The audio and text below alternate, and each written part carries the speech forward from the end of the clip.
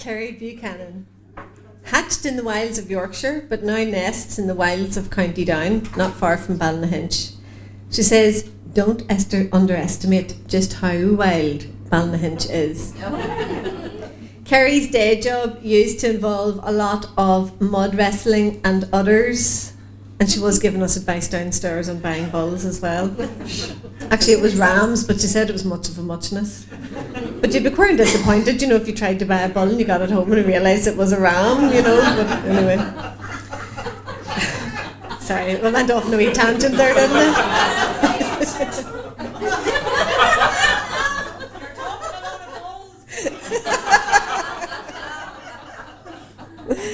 Anyway, Kerry now claims that she has cleaned up her act and writes fantasy and science fiction instead.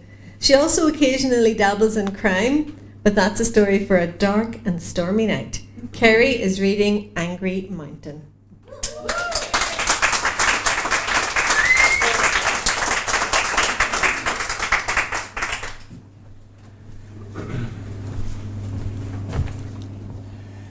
Thank you for that, Biddy.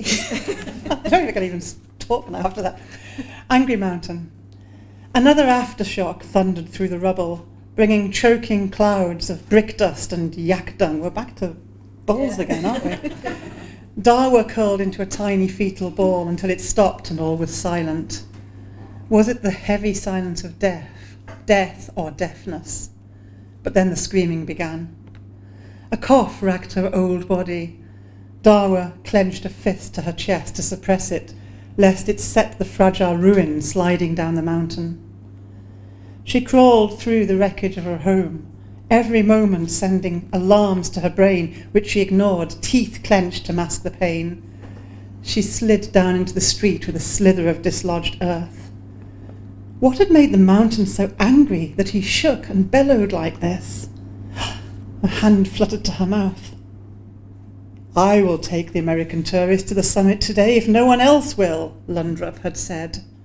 There is no god of the mountain, mother. He was invented by simple fools.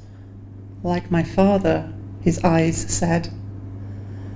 The unspoken words had ripped into her like a jagged knife. Oh, my child, please be safe. Help! A faint cry brought Darwa up short. She had her back to the remains of her house. And that meant that the pile of scorched timber and wreckage must have been the school.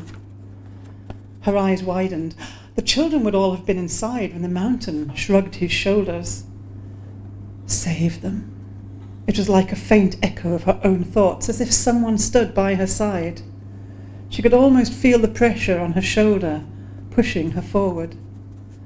A hand thrust out through the debris, scattering burning prayer flags and rubble. Darwa hobbled over, trying to swallow the fat lump of fear that threatened to choke her. Someone had survived under there, but was she strong enough to free them?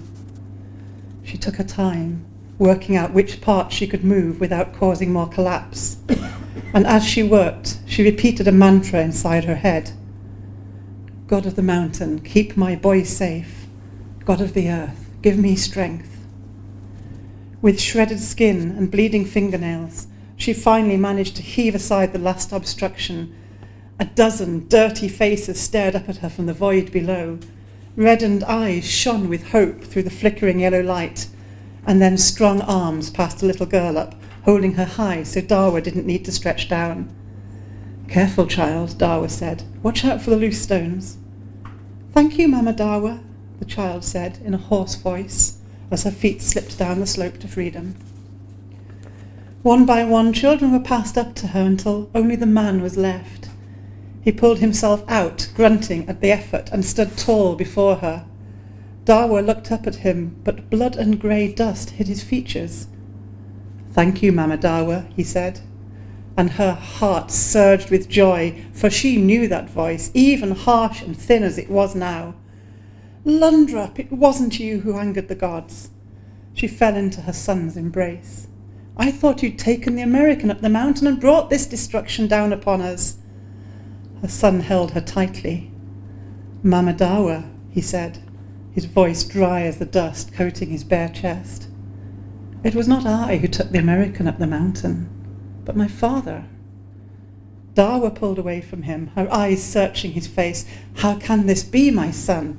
Your father has lain buried in the village these 10 years. Lundrup frowned down at her. I asked him the same question, and he said, life is a journey. Death is a return to earth. Mama Dawa, he seemed as real to me as you do now. Lundrup turned his face away. I have been a fool. It was bravado that made me accept the Americans' challenge today, of all days. Dawa's eyes burned with unshed tears. Her husband had been a guide all his life, and he, more than any other man, would know the consequences of angering the mountain on this sacred day. My father said that the god of the mountain would demand a life in payment, but it need not be mine, and he said I should keep the children safe. Lundrup smiled, his teeth white against the dirt. And he said to tell you that he will always walk by your side.